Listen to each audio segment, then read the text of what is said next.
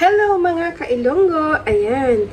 For today's video, gagawa pa tayo ng mga scrunchies. Actually, gumawa pa ako ng mga scrunchies recently kasi nawalan pa ako ng work.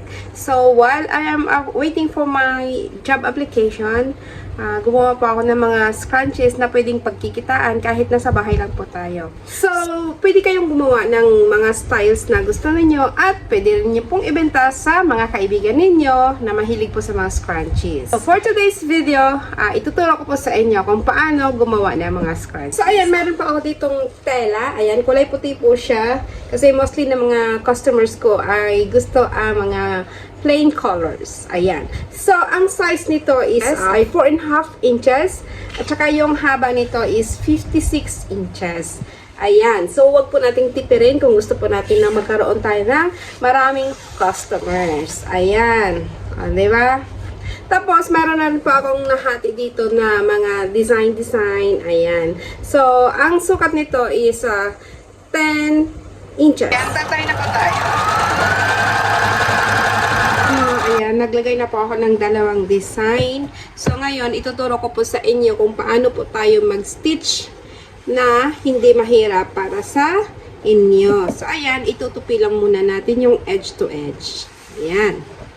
Okay? So, tatahiin po natin yung edge to edge na yan.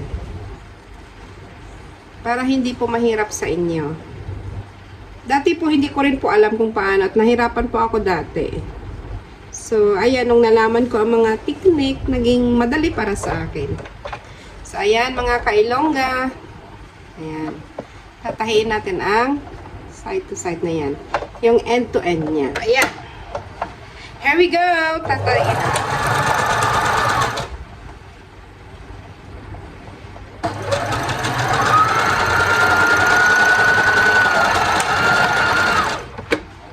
So, after noon, ay babalik na rin natin. Ayan. So, ganyan lang po mga ka-Ilongga. Ayan.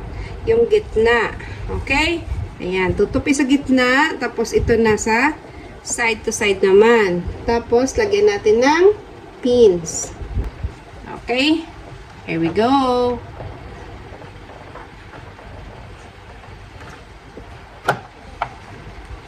Ayan. Diba? Latahin na natin. Tapos, pagkatapos nun, hihilain lang natin ganyan. Okay? Pag nahila mo na, pwede ka nang tumahi ulit.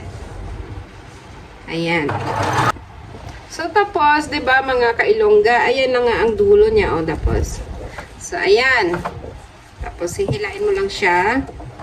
Okay? Malapit na po tayo matapos.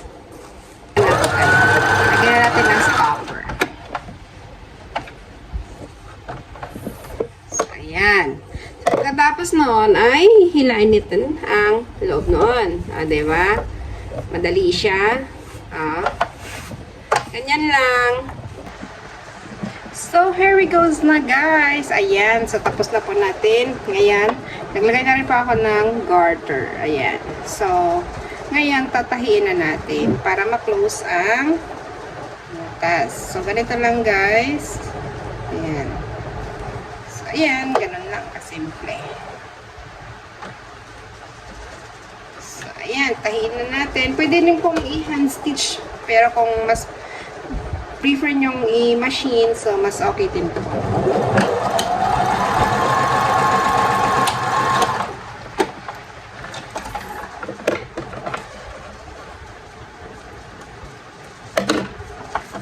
Ayan, tapos na ang ating scrunchies. Ayan.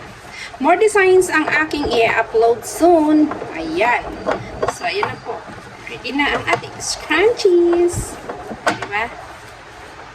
Thank you so much.